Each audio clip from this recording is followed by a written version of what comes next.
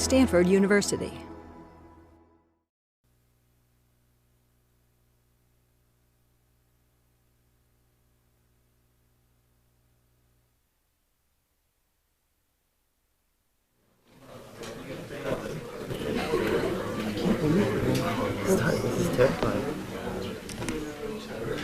Welcome to the Seminar on People, Computers, and Design. I'm Terry Winograd, and nice to be here to get another year started. We've been doing this series for a number of years and really had a lot of great speakers come through, which we plan to continue this year.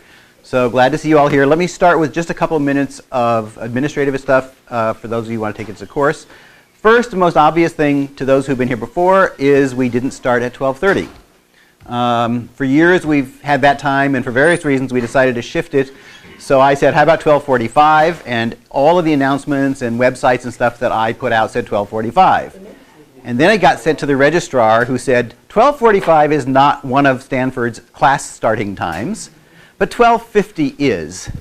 So due to Stanford's discrete schedule of class starting times, the official start time for this quarter, and we'll see it's an experiment, we may change it again next quarter, but certainly for all this quarter, is 12:50. So if those who showed up at 12:30 or are still tuning in from the video because they thought we were here before, sorry. But it is 12:50, and it'll still go to 2. Although I guess 2:05 is the official slot we're in now is 12:50 to 2:05. Okay, so that's our slot. The course is Computer Science 547, which is listed as seminar, Human-Computer Interaction Seminar. When we started doing this series almost 20 years ago, I called it Seminar on People, Computers, and Design because I liked getting people and design into the title. So I still call it that, and some of the mailing lists and some you'll see PCD as an acronym. That's what that stands for, but it's all the same. HCI Seminar, PCD Seminar, etc. So sorry if that's confusing as well. Can you bring the camera down? So only a couple things you need to know. hci.stanford.edu/seminar will get you to the website.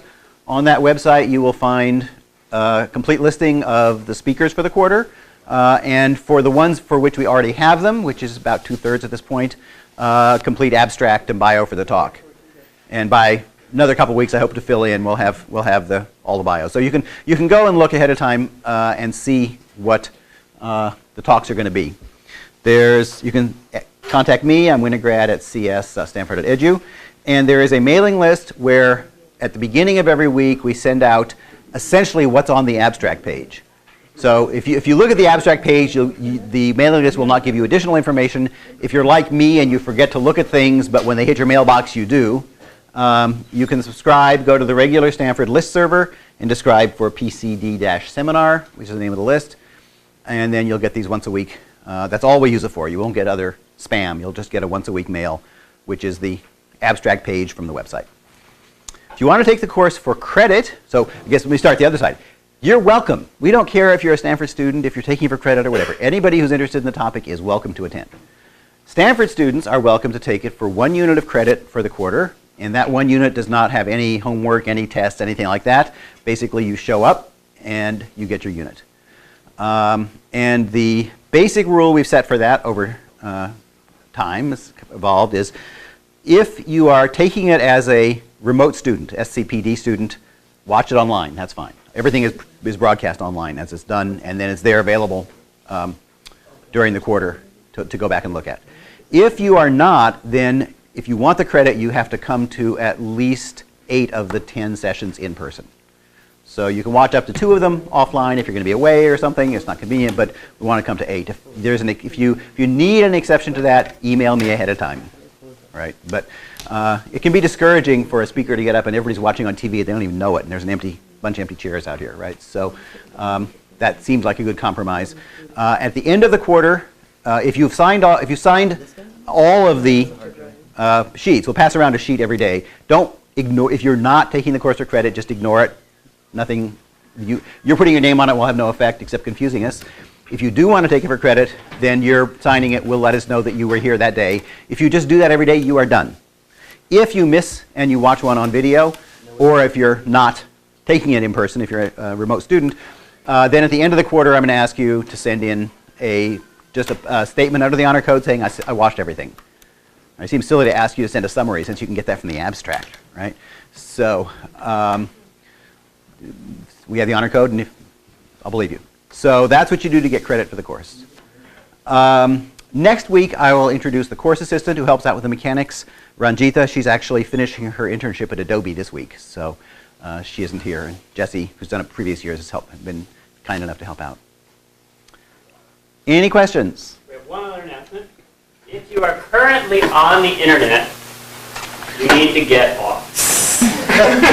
There's two reasons. One is so you can pay more attention to our great speaker today. The second one is so our great speaker today can get on the internet. Because all of these leases are in use. And so please turn off your wireless card if you're currently online. I think it's the first time it's like those, please turn off your cell phones and pagers kind of announcements. That's the first one I've heard is turn off your wireless.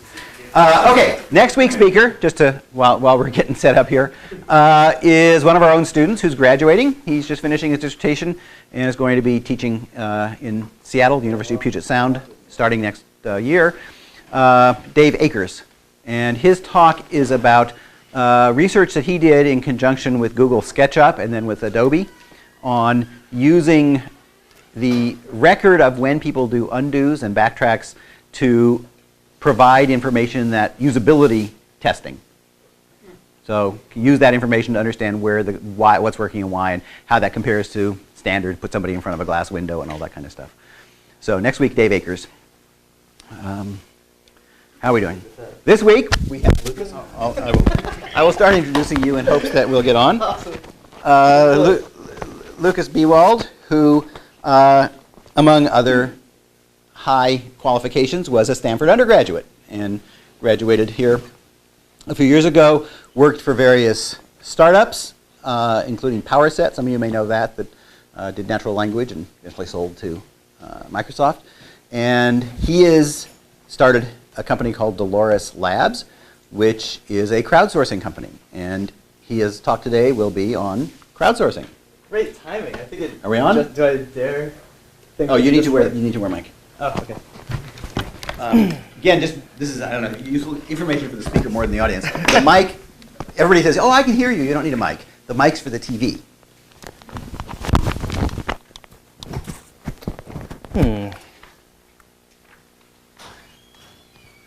Also, just in that line, there are mics. You see them hanging all over the ceiling. So when you ask questions, you'll just automatically get picked up. That's exciting. So we got it. It's working. Thank you very much. So I'm Lukas Biewald. So I have a company called Delores Labs, and we take. Can I just ask, just to understand the audience, how many of you have heard of Mechanical Turk? Wow. Okay. And how many have actually used Mechanical Turk? Which end? Either end, actually. How many have used it as a worker? Anyone made some money? All right. How many have requested tasks? Okay, that's really helpful. Thanks. So I started the company Delores Labs to make it easier for businesses to use Mechanical Turk, and in particular to manage the quality of Mechanical Turk. So since then, I've tapped into a bunch of other similar labor forces. The talk today is somewhat about what we do, and also just in general about online work and this kind of Mechanical Turk-like systems where you have people doing really repetitive tasks for small amounts of time and kind of casual workforces. So this is one of my favorite graphs. So what this is a very small task that we put up on Mechanical Turk about a year ago. And the duration, you can see, is about 15 minutes. And each line here is a different worker that came in and did the task. So this line across the bottom is this first guy that came in and started doing the task. And then this is like the second guy. And it goes up to what, like about 45 different people that came in and did it. And you can see all these different people doing it in parallel, right? And you can see where there's a guy doing only two. There's like 2 dots, number 14 up there. You can see someone did it twice and then went away. And you can see some people do it for a little while and get bored and come back and do it. And where the dots are close together, you see people doing the task very efficiently. Where they're farther apart, you see them doing the task less efficiently. So this sort of gives you a picture into what happens when you put a task up into this workforce. So I thought it'd be fun to start with just some of the sort of interesting applications, more for fun than industry, that people and we have done with Mechanical Turk. This is one of the first things that we did when we started the company. We put up a task where it was, here's a color, just here's a block of color, and what would you call it? Right, so there's very little prompting. I mean, you could say this color is brown, you could say this color is lavender, you could say it's cerulean, whatever you like.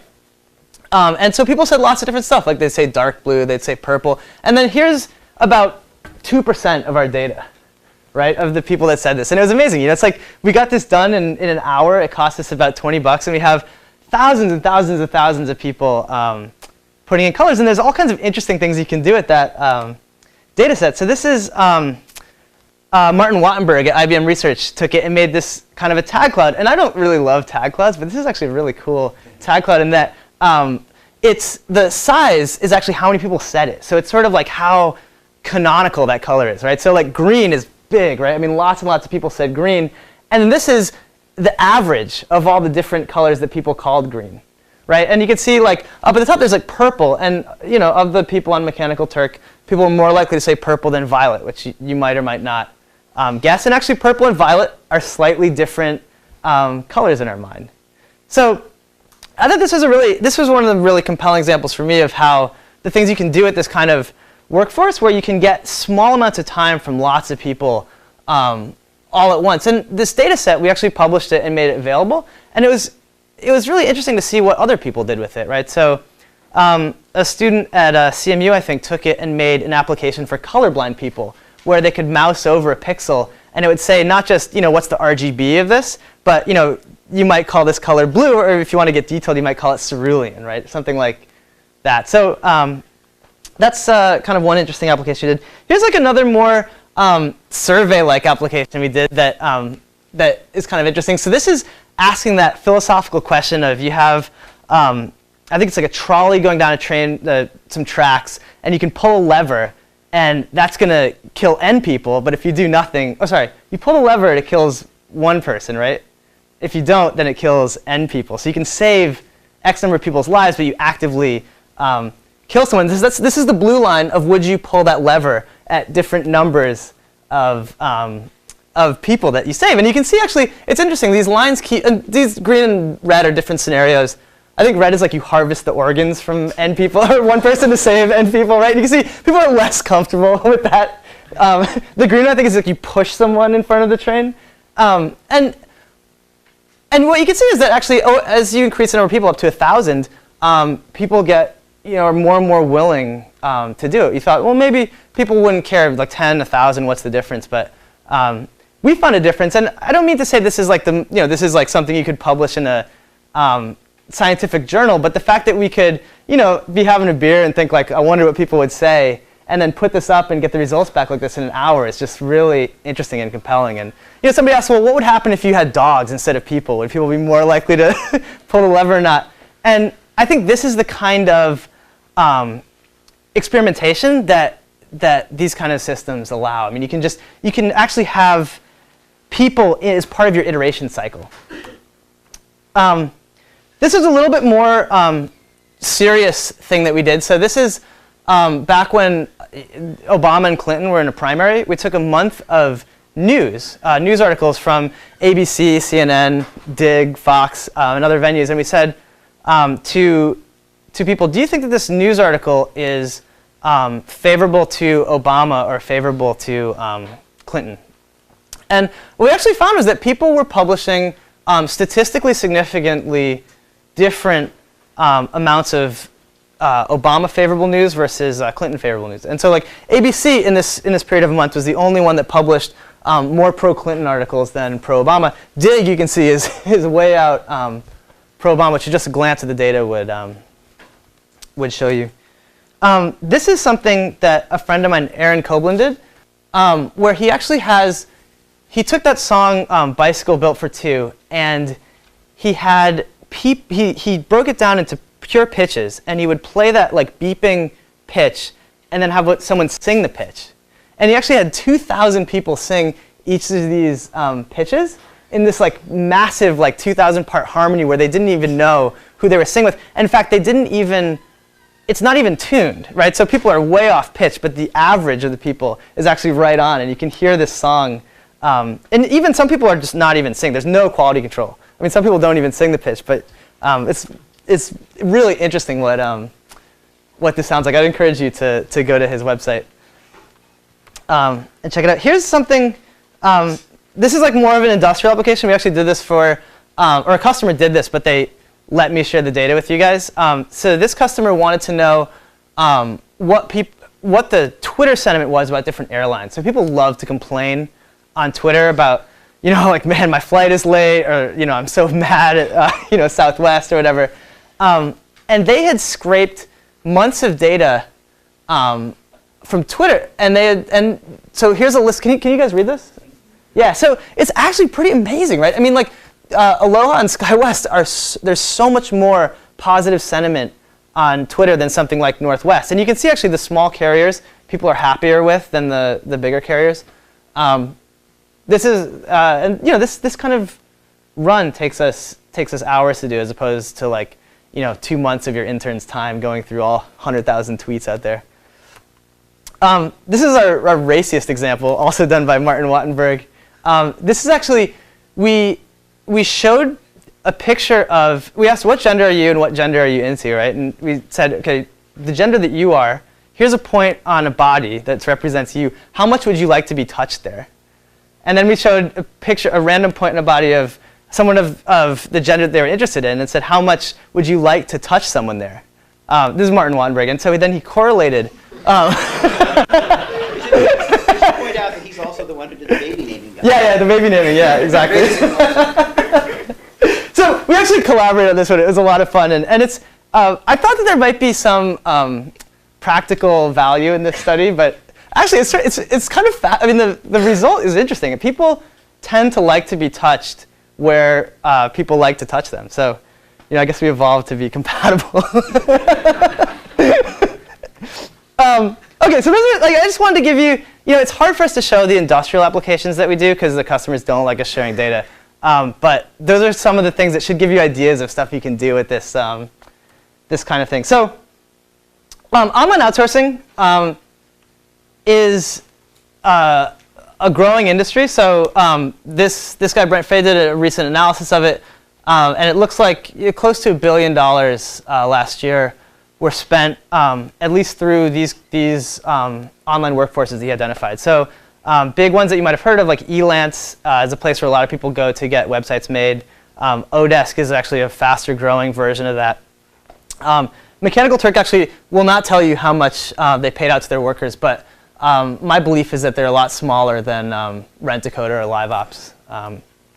But this is also Brent's work. So he tried to find all the sites where people are doing sort of online work. And what he found is that over time there's been more and more websites popping up that do this kind of thing. And also, so here he has as the y-axis the size of the work, right? So big projects are up on the top, and then kind of the micro tasks, the really like is this sentiment positive or negative, are along the bottom. And you can see, with the exception of Mechanical Turk, you don't start to see a lot of people doing the smaller tasks until more like 2006, 2007. And just from this analysis that he did, it looks like there's a trend from more complicated projects to smaller projects being done online. Here he has an access from kind of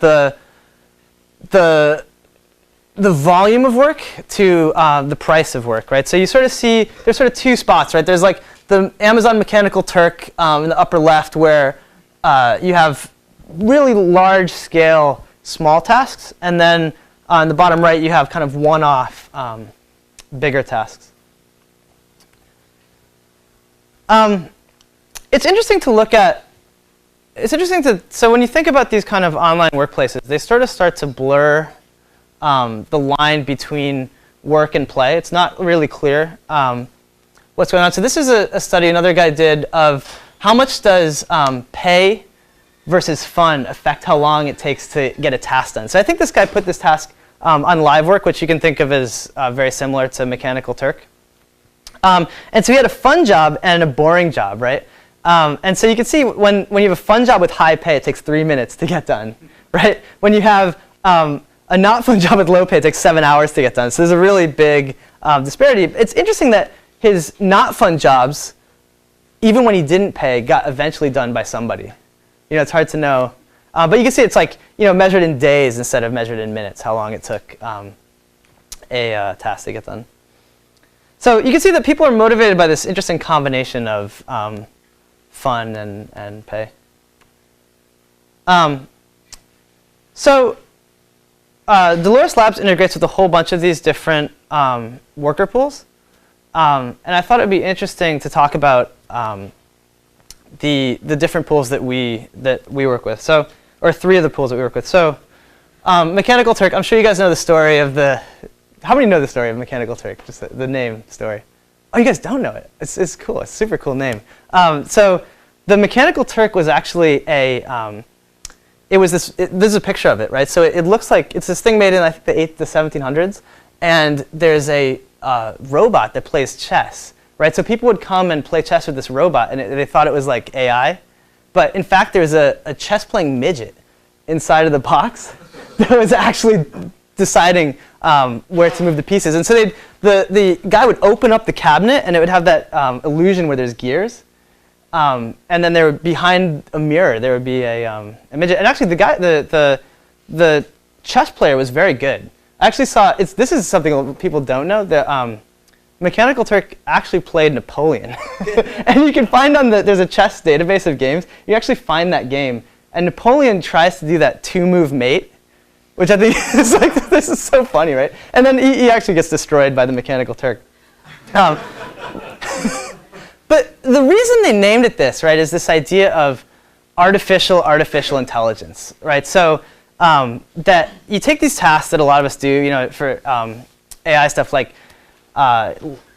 labeling what's in a photo or sentiment detection or topic detection. And instead of having a computer do it, you send it out to a workforce that does it in a computer-like way. So it seems like you're doing sort of like this remote, they talk about like remote procedure calls. They call it like a remote person call, right? It goes out and like gets someone to do it, and then they send the answer back to you. So who does it? I always had trouble really conveying who's actually out there doing these little tasks. And then my friend Andy Biewald had a task where he just said, take a picture of yourself. Right? So these are the people on Mechanical Turk. And he actually had them hold up a piece of paper for why do you Turk? But the resolution's too small to see it. But you can see, I Turk because I like to do varied things. I Turk for fun.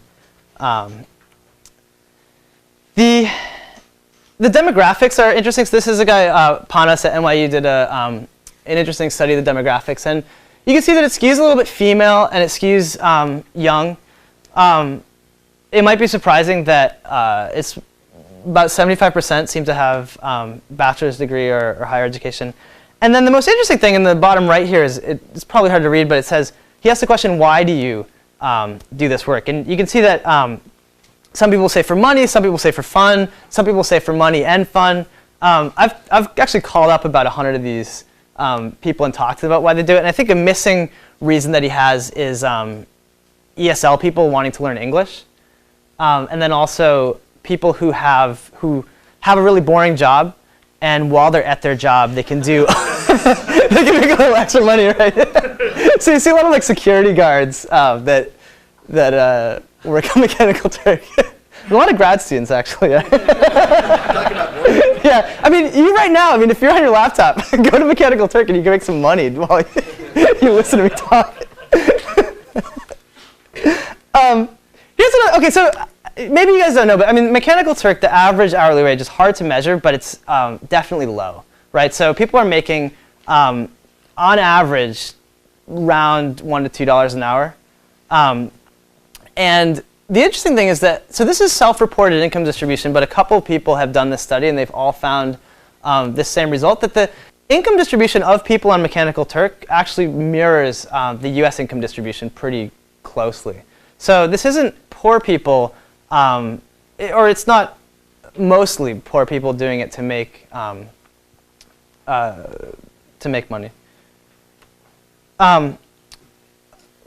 So locations of the people is always interesting, right? So this is actually from IP addresses. So this is for tasks that we've done. So other people have different results, but I think these results are more accurate than other people's studies.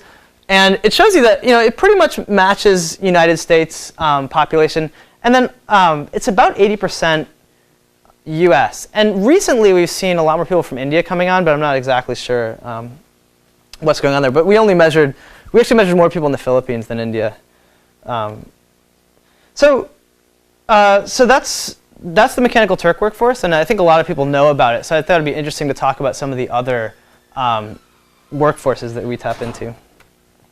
So one place we go is actually casual games. So it's really interesting. So actually Facebook, so have you all played a Facebook game? No? Okay, so Facebook has this rich ecosystem of games, right? And a lot of the games have virtual currency that they make you want in the game, right? So, it's similar to World of Warcraft. There'll be a game like Mafia Wars, right? And people really want that money to like buy a bigger army in the Mafia Wars, or like buy a bigger weapon, or buy like a car or whatever. And there's actually this really rich set of advertisers that will give you money in the game, virtual money, if you do something outside of the game, right? So an example is Netflix gets a lot of their leads from these games. So you're playing a game and it says, okay, if you go to Netflix and sign up for a free 30-day trial, we'll give you like a better weapon in the game, or we'll give you money in the game. And actually, this is how a lot of these Facebook games make a lot of money. So we tap into that as though we're an advertiser, but instead of wanting your credit card, or instead of wanting some like information about your demographics, we actually want the neurons in your brain, right? So it's a little bit, it's similar but different, right? So this is actually a game. This is called Sports Bets, and you're in this game, and it says, complete these offers and earn chips, so you can do more fake betting on sports. And here's a list of tasks, right? So you can see there's like, go play a gambling game, or go, get a free trial of some shady diet supplement, right? or do a Delores Labs task, right? And so then you click on that, and you can see there's like a little layer of the Facebook app, and then there's our task all big. And so this, I think, was a task for an advertiser that wanted to classify web pages so they could show better targeted ads. And it's really interesting. People really like this model, and they're willing to spend hours in doing these kinds of tasks to earn virtual money in these games. And these games have incredible reach. So we can access like people in 100 countries just from putting this task into one advertiser that goes out to all these different games. So this is sort of like a new interesting model. And then I just talk about like a third place that we put these tasks. It's like even like totally different, right? So this is Samasource, which is they're a not-for-profit that takes tasks and puts them in refugee camps, right? So people in refugee camps are not allowed to have jobs that compete with the local economy. But recently, they've been actually getting really good internet connectivity, but it's intermittent, right? So they've been trying to basically do kind of traditional outsourcing, but it's a little bit hard, right? Because they need someone to do outsourcing. You sort of need to have a guy in the United States who's managing the product, and you need to be able to say, listen, I'm going to be online from like 9 to 5. But in like the chaos of these refugee camps, it's hard to do that. So we take these exact same tasks, and we put the same like say what this website's about, and we put them in. And so this is somebody doing our task. This is a bunch of people doing our task in a refugee camp, a real task. And it's actually pretty amazing how well they do tasks that you might think would be culturally difficult, right? So like some of these tasks we put through, like choose the best image from a TV show.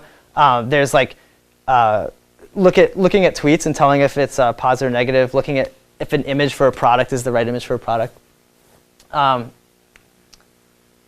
this is what our interface looks like. So there's like a kind of a big set of instructions and then a set of questions. And you can see actually up on the top, we've actually put in some kind of gameplay elements. So there's assignments completed, and we have a leaderboard, and we have like levels that you go through. And it's sort of interesting to see how that leaderboard and level stuff is compelling for people that you might think are just there to make money.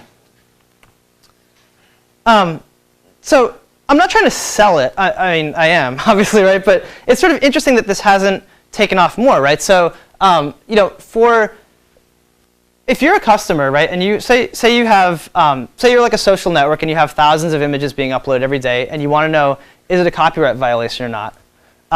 This is a better way to do it, right? I mean, these social networks will hire like 100 people to sit in a room all day saying, is this a copyright violation? Is this obscene? Yes, no. And it's like this horrible job. Nobody likes it. And then, you know, one day you get popular, and now suddenly I have twice as many images. Or like, how do I do it in the middle of the night? This is a way that you can always have someone available to do it.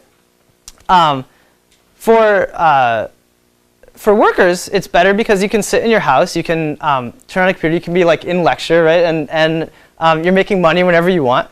And there's no overhead of saying, like, I'm going to commit to you that I'm going to spend the next week doing your project. It's like, I'm going to do it for 5 minutes. I'll get paid for this 5 minutes. OK, do I want to do it for another 5 minutes? And actually, call centers, I've learned to switch the scripts of the calls people do just to keep people from going insane, right? And so, I mean, you can imagine the same script over and over, right? I mean, it's better to do different stuff, even though you get trained and get better, presumably, at one script. But this is a way that you can, this is like on like a bigger level, right? So like, you know, 1 minute I'm looking at satellite photos and like labeling where the roads are. You know, the next minute I'm you know, looking at duplicates in an address book potentially. You know, the next minute I'm like, some crazy person wanted me to upload a picture of myself. You know, there's like lots and lots of different tasks that people can do. And there's lots of big applications, but it still hasn't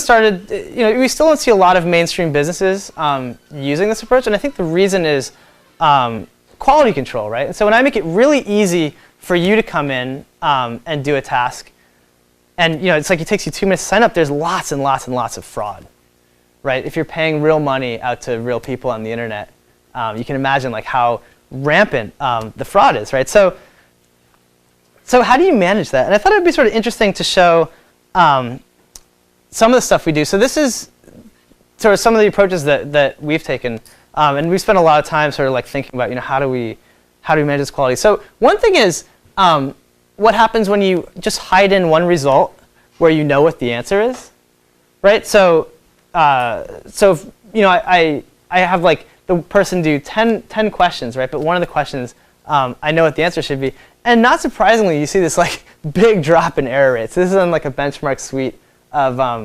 jobs we have. You know, it goes from like 23% error rate down to like 8% error rate for one worker. And the really amazing thing about that is on one side, it's this thing of like you block the workers if they're doing a bad job, right? If somebody's missing too many of these questions, you kick them out, et cetera, right? But actually, most of that benefit is not from the algorithms improving. It's from the workers improving because they have this sense that I'm being watched. Does that make sense? You tell them if there's one there, you know. Well, you tell them when they missed one. So you could say, okay, it's learning. I mean, that's one way of looking at it. Another way of looking at it is like fear of somebody watching them. And what we used to do is we'd have people do a big set of them, and then we'd look for fraud retroactively, and we'd not pay people if there was too much fraud. And we would tell them that we were going to do that, right? And probably a lot of you using Mechanical Turk, the people that have used Mechanical Turk probably use that approach where you go in afterwards and you say, listen, we're not paying you because that was obviously fraudulent jobs. Sure. Okay, so fraud basically is you get random answers. Yeah, I mean, and yeah, I'll get into that a little more, but yeah. So say you're just trying to pull out the random answers, right? So we find that even if you warn people that I'm gonna punish you later by not paying you for all the work that you did, it's better to instantly tell them you got that one wrong, right? In fact, we can measure the error rate halves when you do that, when you give people immediate feedback as opposed to retroactively punishing them. And actually, now we pay everybody, right? So if you can finish our task without getting, so what happens is we actually increase the length of time that you have to sit and watch the thing telling you got the wrong answer. So each time you get it wrong, it doubles the amount of time that you have to sit on that screen and look at the answer that you should have done. And you could now be fraudulent by just click one, wait, but people would rather do a good job and avoid that screen. And it also, the other thing that it does is it gives you better statistics on what answers you're confident about, right? So here we have a graph, and this confidence number should not be interpreted as a probability. It's just like a ranking on the results of how likely we think we are that we got the right answer for a customer. So taking that example of, is this image a copyright violation? This would be the confidence that it knew that it was a copyright violation or didn't know that it was a copyright violation. And then this is actually the empirical accuracy that we got in the task. And so you can see as the confidence value is higher, the empirical accuracy goes up. But when you have, when you've put in gold standard data that you use to figure out how good of a job the workers are doing, you get a better curve there. And then you can look at so you can look at how different workers will have different tendencies, right? So you'll find that like some workers sort of err on the side of being too permissive, and other workers might err. So maybe some people say yes too frequently, and some people say no too frequently. And you can actually use that to tune your answers to what somebody would want, right? So if you want to err on the side of I want to get rid of any image that might ever be a copyright violation, I can do that. Or if I want to err on the side of I only want to kick out images when I'm positive they're a copyright violation, I can do that by depending where I set a threshold. And this is sort of saying the same thing, right? It's like you have a decision threshold, and there's different levels of accuracy, but you might want to set it in different places depending on your false positive, false negative trade-off. So this is an ugly graph, but I apologize. But I think it's a really interesting graph that I just pulled right before this talk to say. So this is, let's just look at the black line here. And so what this is the quality of results that we got from workers and the amount of workers at that level of quality, right? So like this on the left would be the number of workers that are really bad. And then out on the right, it would be the number of workers that are really, really good, right? So this is for like really like generally repetitive small tasks. And the interesting thing is like when I first started using Mechanical Turk, I thought this is going to be a really bimodal distribution, right? There's going to be this big like bump on the left and this big bump on the right. And we'll just, the bump on the left is the scammers, the bump on the right is the people taking the task seriously, and we'll just kick out the scammers and we'll have fine results because these tasks are so simple. And instead what we find is this much messier thing where it's kind of, it's sort of like normally distributed, right? And you have like, in the middle you have workers that, they mostly do a good job, but sometimes they make mistakes. On the left you have workers that make more mistakes than the average person. On the right you have like kind of superstars at like really repetitive labeling. And it's not clear what to do. It's like, where do you set that threshold where you're kicking people out? So that's a challenge that we've really faced with the system, and it's like regardless of task. You could have a job where it's like, is this block of color red, right? Yes or no, and like it would take you like half a second to do it correctly, and you'll have people that do it like 80% correct, and it's like, man, what are you doing? Like half the time you're like clearly looking at it more than random, right? You're better than random, but there's like this random injection of noise.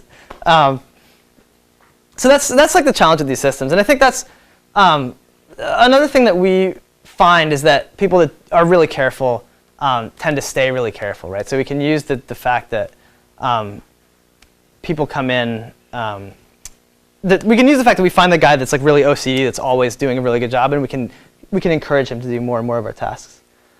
Well, so bots are easy, right? That's the point I'm trying to make with this graph is like bots are like. So if somebody's just completely uncorrelated.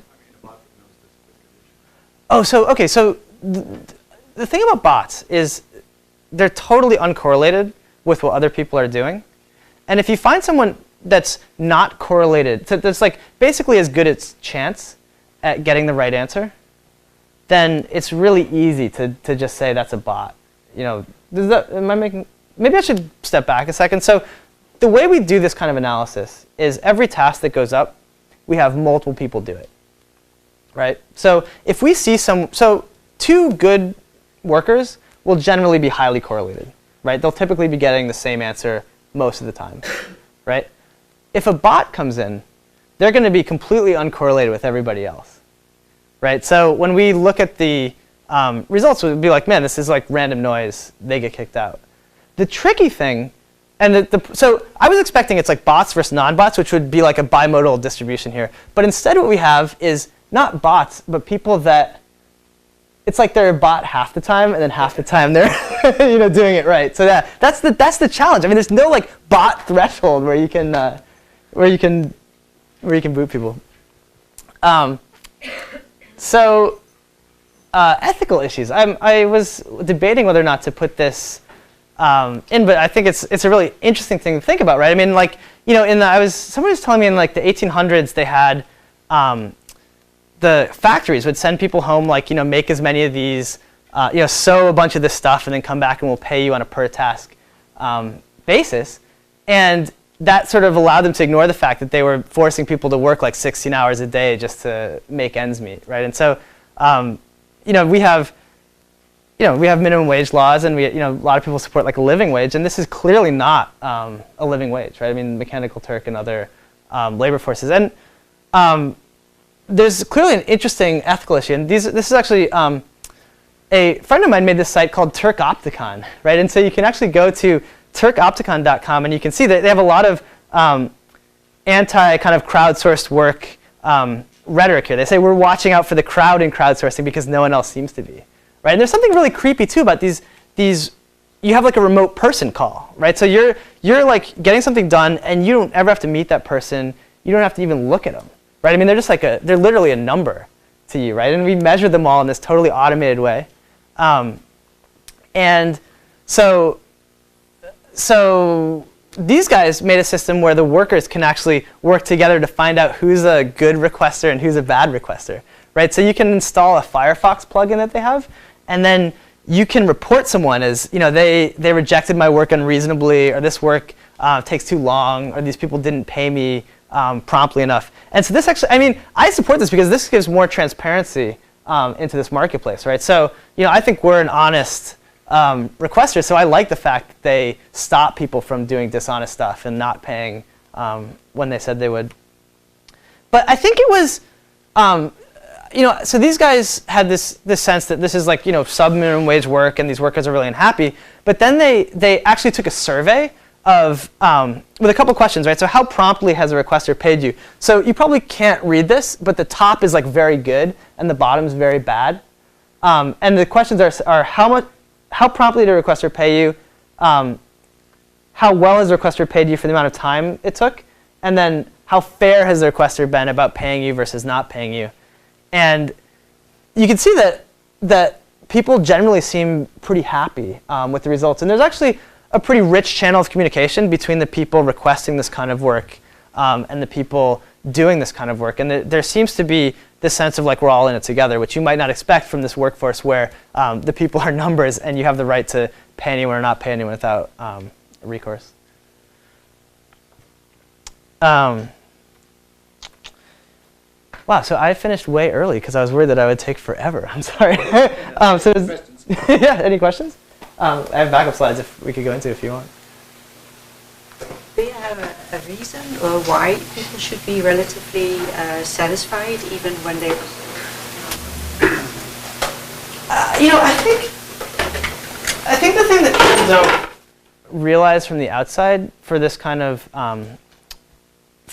workforce is that people are doing it for a lot of different reasons.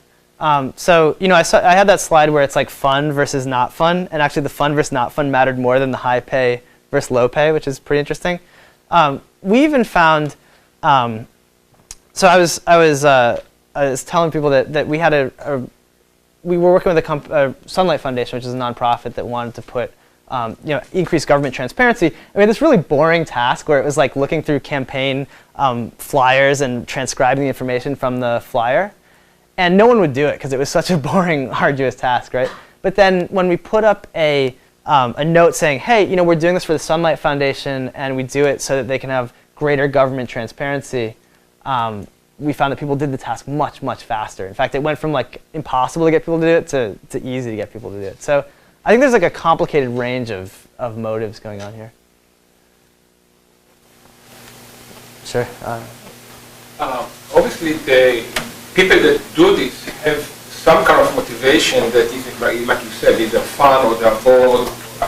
So it's not a representative crowd. So you cannot ask statistically a question, for example, about the economy or business or lifestyle to depict how the culture or the society is going to impact it. Right. Is there a way to actually get to the people, to random sample of in a country or in California or something like that? I mean, I think there's no way. Random sample is a complicated thing to define, right? Some kind of sample that would be meaningful for statisticians. So there's a lot of work at the Berkman Institute trying to get good survey data out of these kinds of approaches. We stay away from surveys for that very reason. There are companies that they crowdsource surveys. And actually, if you dig into what market research companies do to create panels of people to make business decisions, it's not that different than what's happening here. I mean, the first obvious thing to do is stratified sampling, right? Where you say, okay, there's half as many Asian people on the service, so we're going to double the weight of Asian people, right? There's half as many. You control for the different demographic factors. But again, we don't do surveys because I don't think it's a representative sample. And I would look at the work coming out of the Berkman Institute right now to sort of see what they're doing. An iPhone app? Yeah, well, so actually we're waiting for the App Store to approve it. Good luck. Yeah. But we're really excited about it. Actually, the iPhone app is paired with the Samasource. So I really love the Samasource workforce, the way they get refugees to do these tasks. But we found that it's hard to give tasks just to refugees without at least a few people in the US kind of watching it to make sure cultural issues aren't causing kind of a train wreck of data coming back. So we're going to use the iPhone app just for tasks that go out to refugees, and we're going to pair people, right? So you'll do it while you're like waiting for the bus, label a few sentiment, and then we can actually use that to train up people in the refugee camps. So I'm actually really excited for the app to come out. Yeah. So it looks like it's basically tedious stuff that people don't want to do, but others could do and just need half a brain to do it. Or is there any kind of intellectual work that can be done here? Yeah, so I would say the other thing, I would not quite say it's, so I think when you look at the different, so I do this work all the time to test our system, right? And I think for a lot of it, it's tedious if you had to do it for more than 10 minutes, but it's kind of fun for small amounts of time. So like labeling sentiment of tweets, I think, is like one of those things where it's like, after 5 minutes, you want to like gouge out your eyes, right? But for that small amount of time, it's sort of interesting to see what people are saying. We sort of focus on really large-scale tasks, which tend to be repetitive. But some of the more kind of interesting, engaging ones that we've done, we had a task where people were checking on road quality. So they actually we had locations all around the country where you'd have to drive out to that road and look and see how well the road was doing there, and people loved that task. I mean, we paid we paid like $5 per check, and you actually have to get away from, go to your car, right? Like drive there, find it, take a picture, and then come back and upload it. But that was a really popular task. Sure. Can you talk about the distribution of people working for real money versus people working for virtual currency? Yeah.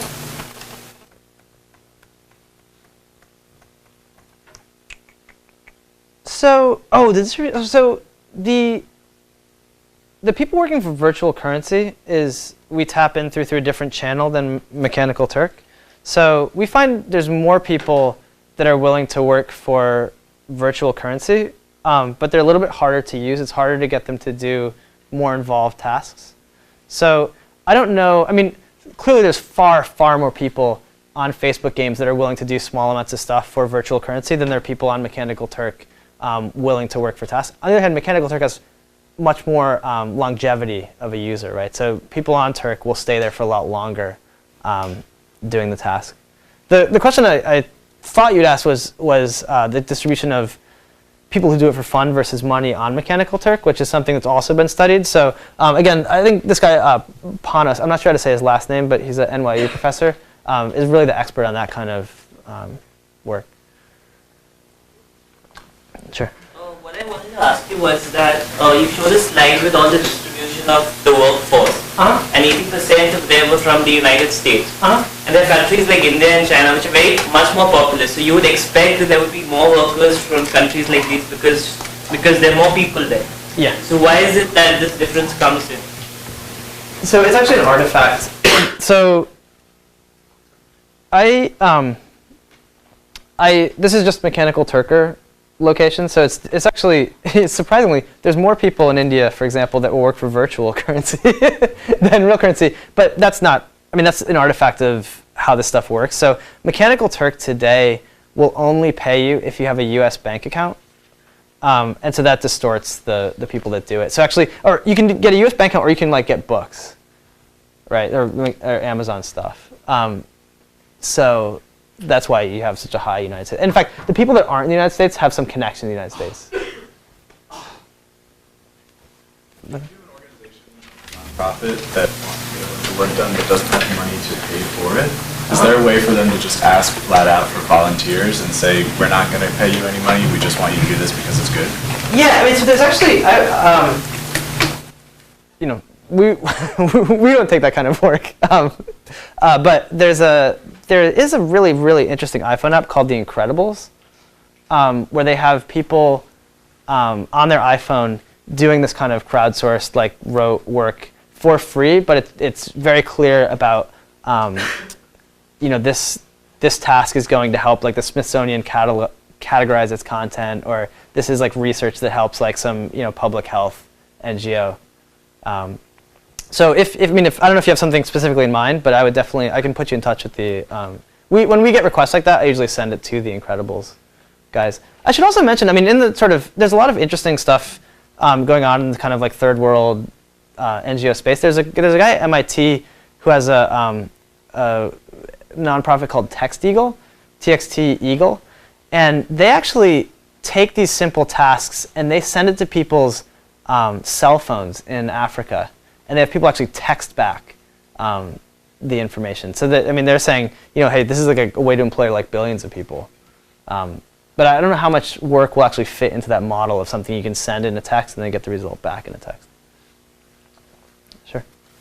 You sort of touched on it under your ethical categorization, but maybe a sort of a little more objective point of view is looking at some of the aspects that you talked about from sort of a parity situation, like quality, of course, is, well, quality of the other half of the transaction. And also, jumping back to the first slide, you had a lot of zeros on this money that's being transferred here. And, you know, there's questions of what's the tax situation on that? You know, what labor laws is all of this being governed by? You know, there's now more than a century worth of protection that's being built into face-to-face. Transactions have been verified by child labor laws. You know, how do you think this plays in when this could just be a massive hole, if it catches on for the right kind of task, a real good hole to escape all that stuff for the labor quote suppliers? Yeah, I mean, I think the government's going to notice though. Right, so I think what's happened is, yeah, I mean, you know, I'm not an expert on that, so I'm not super qualified to answer these questions. Again, I think I would refer you to like Berkman Institute for some of the work they've done in that direction. But the one thing to notice, I mean, all these things have one thing in common, which is that they do a contractor-based relationship, and they make most of these workforces actually make you responsible for filling out the 1099s. If you use Mechanical Turk, you actually are responsible. If somebody makes more than $600 a year for you, you have to fill out your own 1099 form, and I think a lot of people don't do it. And I think over the next couple of years, the government will notice that. Sure. The question there is, that's based on 90% or whatever, is 80% U.S. workforce. Now it's international. Which government? Yeah, it's a really interesting question. I have no idea. I didn't quite understand why you don't do surveys, because it seems like this would be a perfect model to do something like an opinion engine or a recommendation engine, where instead of tasks that are taking pictures, you could send out take a survey of people who have used certain products and get their opinions and rate things. Yeah, I mean, I'm not saying it's not a good use. I mean, I'll tell you, some of the stuff that we do a lot of is, for example, measuring the quality of search results. So search companies, like Google, employs thousands of contractors in the United States that just look through results and they say, oh, this is a good result for a query, this is a bad result for a query. And we do a lot of that, where you have a lot of work that anyone can kind of come in and grab. I think that things that fit this model well is where you have a lot of small tasks, but you can do as many of them as you want. If you just have, like, a survey is sort of like one task that you want lots and lots of people to do, and you're paying them, which I think is like distorting the results. And it's like you're only getting, I think there's incentive for people to lie about their demographics so that they can take the survey, and it's hard to drill down and get it right. I mean, I've seen there's a lot of designers I've noticed recently have started to test designs on Mechanical Turk just to get like a feel for, like, do you like this design better or this design better? And I think it's a really good use. For our business, it doesn't make sense, but I think I would recommend trying it. Sure. And you? So I think this would only work for a certain subset of tasks, like maybe classification tasks. But have you thought about using ensemble methods to improve your results? Yeah, we sort of do use ensemble. I mean, in some sense, we have an ensemble method, but all the classifiers are humans, right? And so we've actually thought of. I mean, I would personally love to have one of the classifiers be automated, right? So imagine there's like 5 votes from people, right, and 1 vote from like an AI system, right? And you combine that into like what you think the best answer is.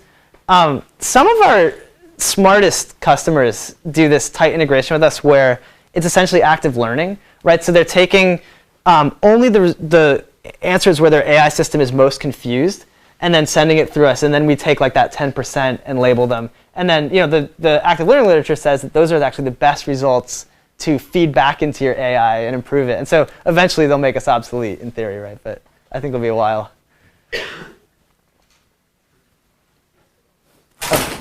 Sure. This might sound trite. Don't want anyone to laugh, but with the U.S. unemployment rate hovering near 10%, do you actually think that that's something that people should take up if they have no money coming in? To possible to generate real money working 20 hours a week, 40 hours?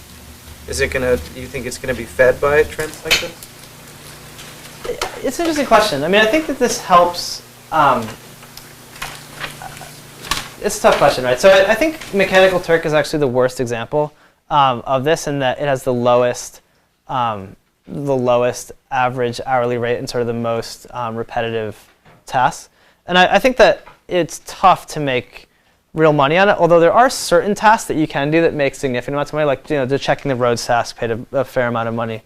I think live work is, so where's that slide of, so you can see mechanical work is like, Mechanical Turk is actually the furthest over on the left of all these places that you can go to do crowdsourced work, but it's also kind of the most well-known of the genre.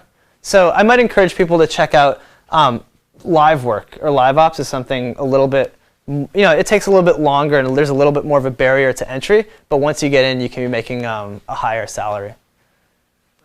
You're talking like higher, like $2 an hour? Well, I'm saying, if realistically, you're talking people in the U.S., they're clearly doing this for fun for $1 an hour.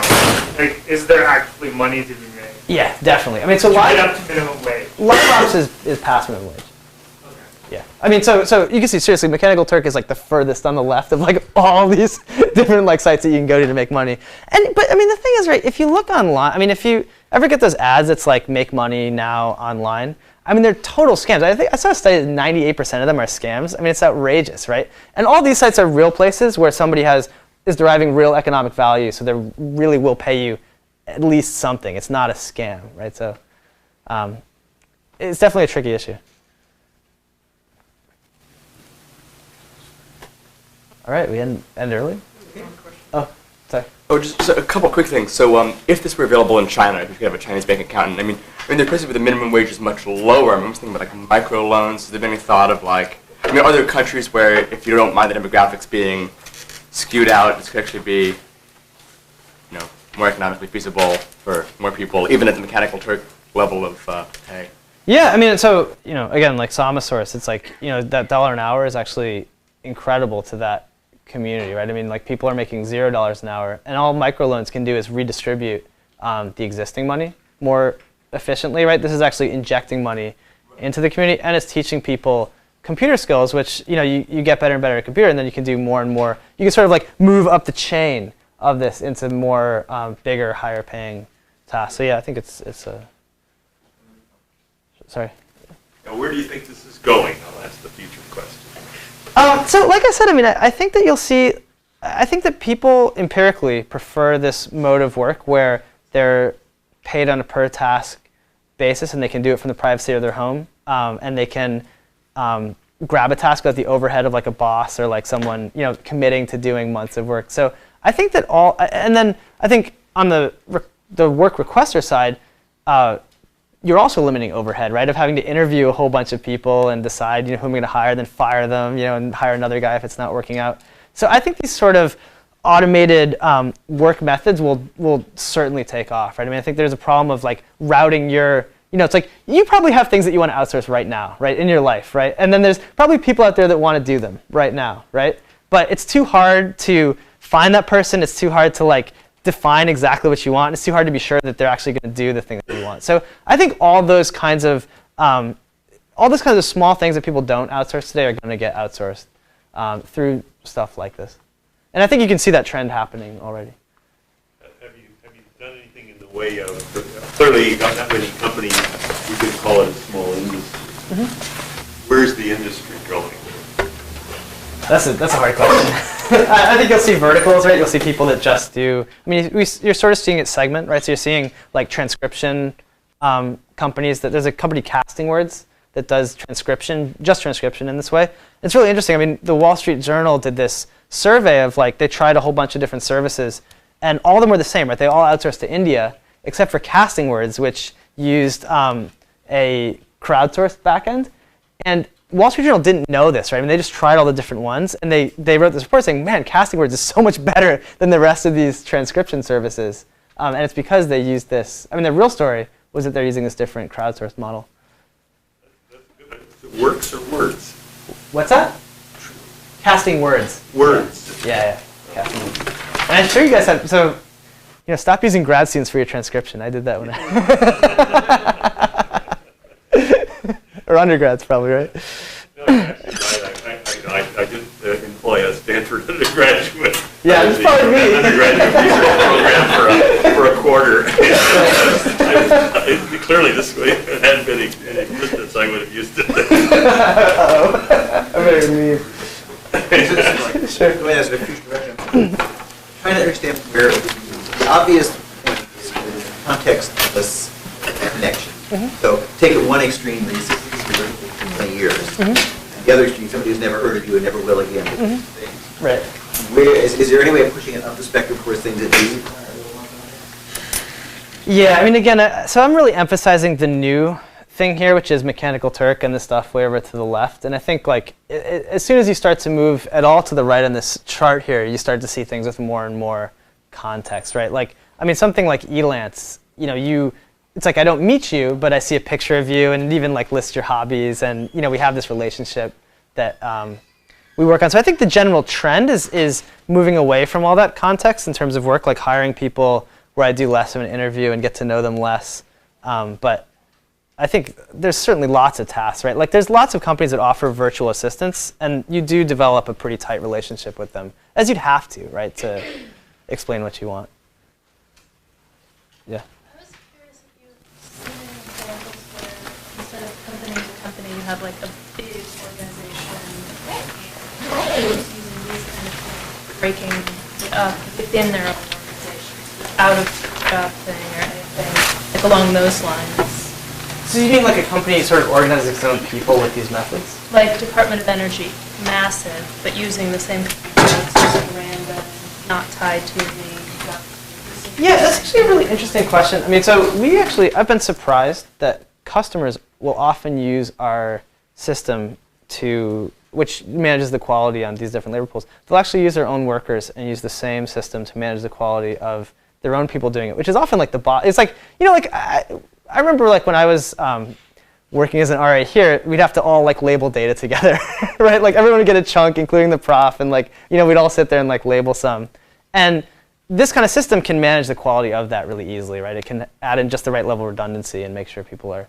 So yes, we do see that.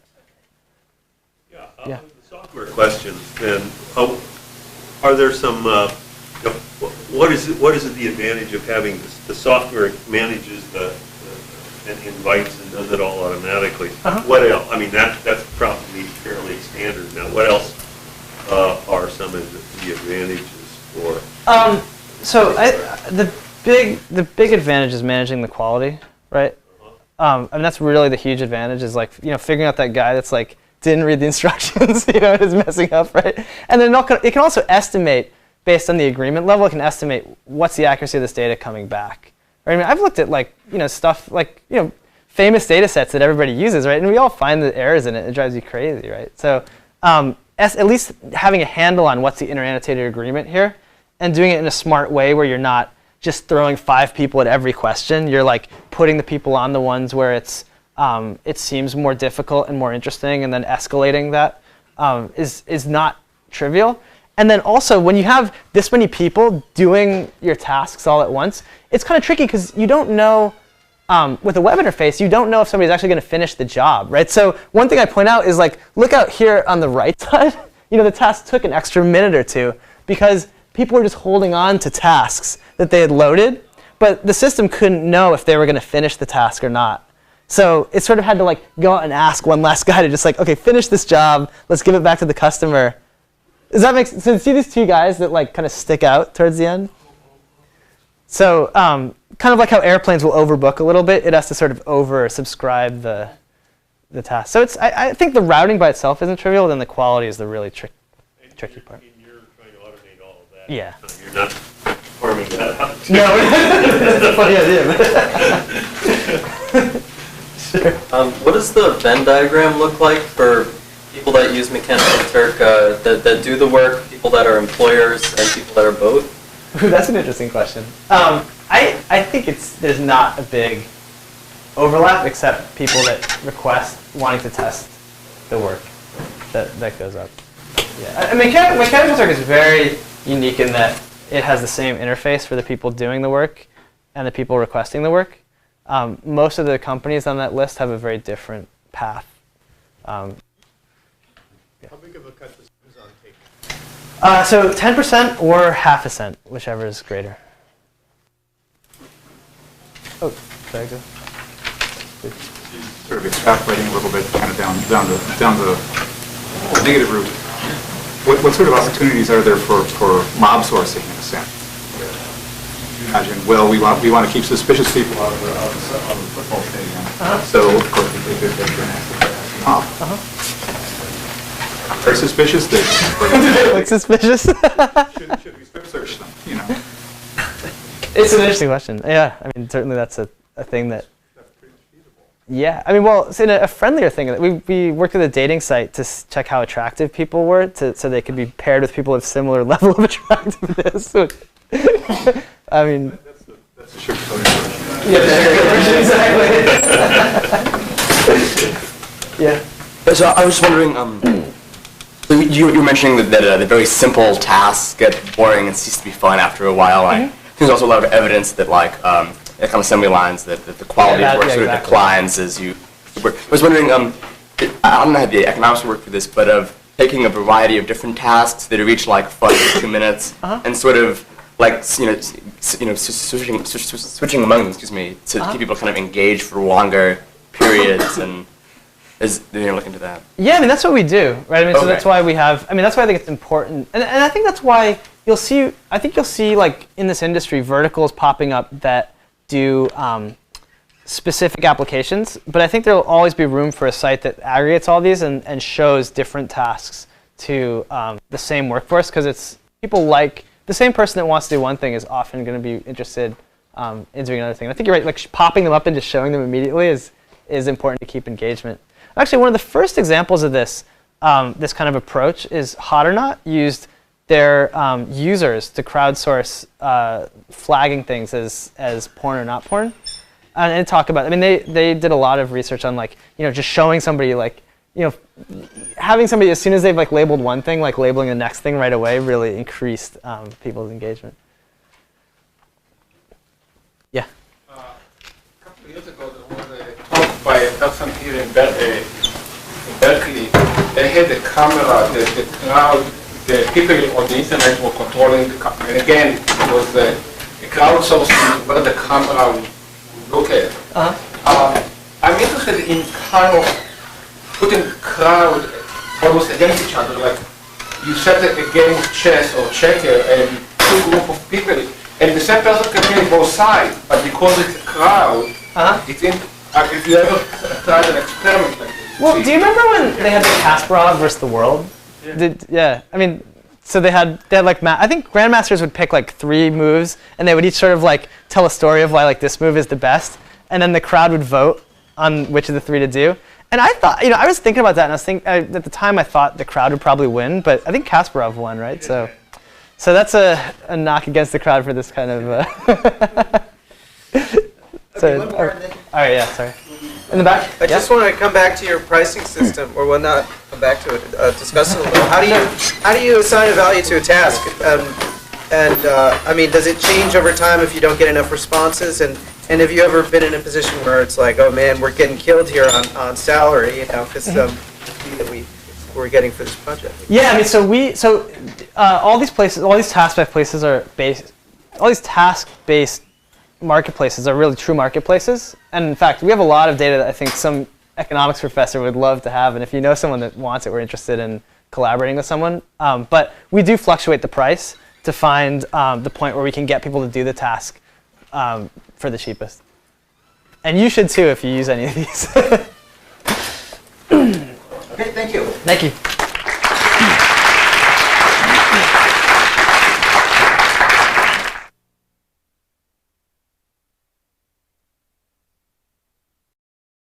For more, please visit us at stanford.edu.